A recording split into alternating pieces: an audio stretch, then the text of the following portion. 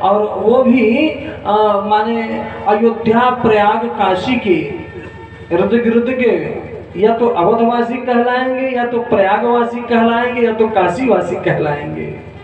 बाके बिहारी लाल की जय हो। भगवान के क्षेत्र में जहां भगवान रामकृष्ण आकर के अपने लीला करते हैं, जहां इस धरा पे आकर के परमपिता परमात्मा ब्रह्म भी जो है भक्ति के आंगन में आकर के नृत्य करता है। ठुमक चलत रामचंद्र, जिसको महाराज विषयी भक्त महाराज दशरथ जी सम्राट बुलाते हैं, लेकिन भक्ति महारानी जब डांट करके बुलाती हैं तो राम दौड़े। नंदरानी जी बांधना चाहती हैं, भगवान बंधते नहीं है। अद्भुत सी बात है मेरे भाई बहन, इसलिए धन्यता है। वो भी इस उत्तर प्रदेश में अयोध्या काशी प्रयाग के इर्द गिर्द में, और वो भी मानव योनि में। और द्वितीय श्रेष्ठ मेरे भाई बहन कई बार कहते हैं कि कबहू की करी करुणा नर देही,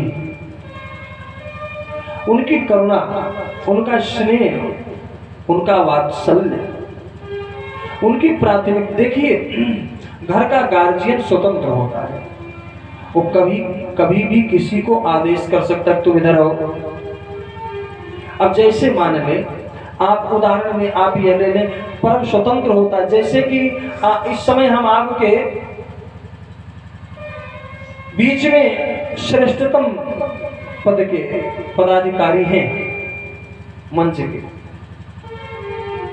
अब जिस सभा के यह गार्जियन के रूप में यह हमारी व्यासपीठ है, आप इस व्यासपीठ के सिद्धांत के नियमावली में आप बंधे हुए व्यासपीठ नहीं बना रहे। व्यासपीठ कहे तो अभी बंद कर दे, व्यासपीठ की इच्छा हो तो कहे तो आपको फटकार के भगा दे, व्यासपीठ को कहो तो भी आपको सत्संग कराए। ये स्वतंत्र पीठ है, लेकिन आप स्वतंत्र नहीं है, आप परतंत्र हैं। किसके परतंत्र हैं? पीठ के। ऐसे ही परमात्मा ब्रह्म राम जो है परम स्वतंत्र न सिर पर कोई, वो कभी भी कहीं भी किसी से भी संभवतः मिल सकता है, कहीं भी जुड़ सकता है।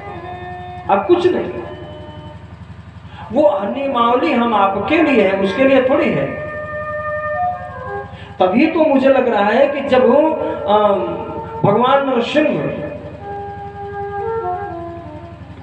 हिरण्याकश्यपु के सामने जब प्रकट हुए तो वह कई आपने कहा कि मैंने ब्रह्मा जी से ये वरदान मांगा है, मैंने वो मांगा है, मैं रात में न मरूं, न दिन में मरूं, न आकाश में मरूं, न पाताल में मरूं, न बाहर मरूं, न अंदर मरूं, न जल में मरूं, न थल में मरूं, न शस्त्र से मरूं, न अस्त्र से मरूं, और ब्रह्मा जी के बनाए हुए सृष्टि में मैं किसी से न मरूं। तो भगवान ने जितना प्रश्न उसने रखा उतने प्रश्न भगवान ने कहा, न तुझे जल में मारूंगा, न थल में मारूंगा, न तुझे नभ में मारूंगा, न तुझे पृथ्वी पे मारूंगा, न तुझे अंदर मारूंगा, न बाहर मारूंगा, न अस्त्र से मारूंगा, न शस्त्र से मारूंगा, और तुम्हारे ब्रह्मा जी की सृष्टि में किसी भी बनाए हुए जीव के द्वारा नहीं मारूंगा। मैं तुम्हारे ब्रह्मा जी को स्वयं बनाता हूँ। अपने ब्रह्मा जी से तुम पूछ लेना कि मेरे जैसा कभी सृष्टि में निर्माण किया हो तो बताओ। देह मानव जैसा, मुख पशु जैसा,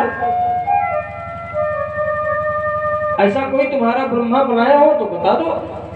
उद्धार वो परम स्वतंत्र है महाराज। घर का गार्जियन, घर का मुखिया आपसे पूछे, करुणा है, पूछ ले।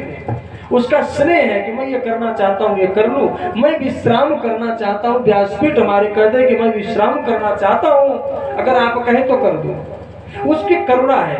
बाकी तो वो तो परम स्वतंत्र है। आपको स्वतंत्रता का अगर बोध है तो आप करें, तो उसके सिद्धांत से परे होकर के गलत मार्ग में भटक जाइए। मंच की अपनी है, लेकिन वो सिद्धांत में नहीं है, सिद्धांत से परे है।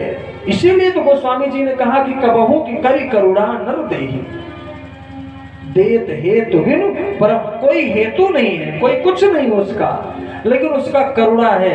यह भी कन्फर्म नहीं है कि महाराज हम कितने कितनी योनियों से भटक, उसकी करुणा है। जैसे मान लिया जाए कि एक विद्यार्थी प्रश्न पत्र के मुताबिक उसमें लिखा जाए कि किन्हीं एक प्रश्नों का सविस्तार व्याख्या सहित वर्णन करे, अब वह दो प्रश्न आए हों, दो प्रश्नों में से किन्हीं एक का उत्तर सहित व्याख्या। अब विद्यार्थी के मन में संशय उत्पन्न हो जाए कि कौन सा सही है, कौन सा गलत है, कौन सा करूं जो सही हो जाएगा, ये वाला पहला वाला करूं कि दूसरा वाला करूं, उत्तर कंप्लीट नहीं हो पाता। अब जब मैच न करे तो विद्यार्थी क्या करे, दोनों प्रश्न को विस्तार सहित व्याख्या दे दे। तो विस्तार सहित व्याख्या करने के बाद जो परीक्षक होता है, परीक्षार्थी की उसके ऊपर करुणा है। यद्यपि प्रश्न पत्र में यह वर्णन सीधे स्पष्ट था कि किन्हीं दो प्रश्नों में से एक प्रश्न का उत्तर